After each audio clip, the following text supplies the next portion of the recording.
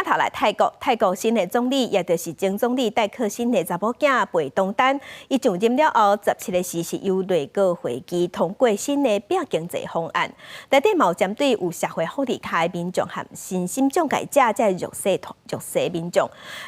大概1456万人，讲一个人会当分1万块的泰铢来开始，新台票9600。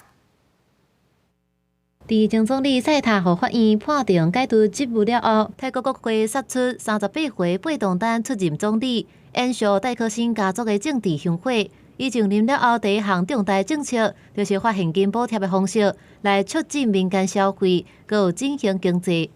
贝东丹原底想法是针对约7000万的泰国公民当中的5000万人来发补贴，而且是透过手机应用程式来发。不过，伫内阁讨论了后做调整，除了一部分改做直接发现金，适用的范围也变细。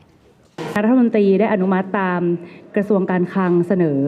โครงการกระตุ้นเศรษฐกิจปี 2567 ผ่านผู้มีบัตรสวัสดิการแห่งรัฐและคนพิการ โดยจ่ายเงินให้แก่กลุ่มเป้าหมาย คือผู้มีบัตรสวัสดิการแห่งรัฐจำนวนไม่เกิน 12.41 ล้านราย และคนพิการจำนวนไม่เกิน 2.15 ล้านราย เป็นจำนวน 10,000 บาทต่อคน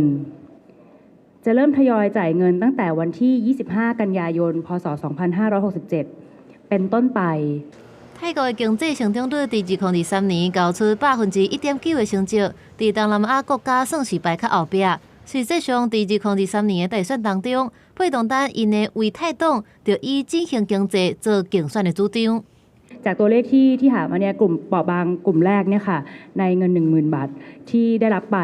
ก็จะมีการใช้จ่ายนะคะค่อนข้างเป็นเปอร์เซ็นต์ที่สูงมากเพราะฉะนั้นเชื่อได้เลยว่าเป็นการกระตุ้นเศรษฐกิจแน่นอนในเฟสแรกค่ะ路透社的报道指出，发现金补贴的政策一开始就受到财经学者的质疑，其中佫包含捌做过泰国中央银行总裁的专家，认为这一定会造成政府开销膨胀的情况。贝东丹对此表示，除了缩减发放的范围，锁定弱势族群之外，政府也会监管财政纪律。公司新闻齐嘉玲编译。